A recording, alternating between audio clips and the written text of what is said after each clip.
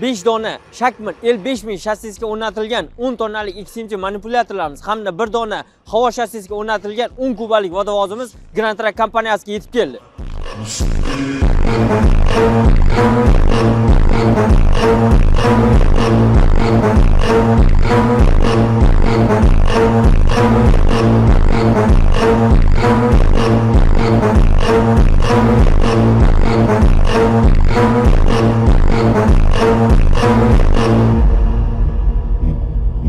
Essa só pra quem curte rave mesmo, certo?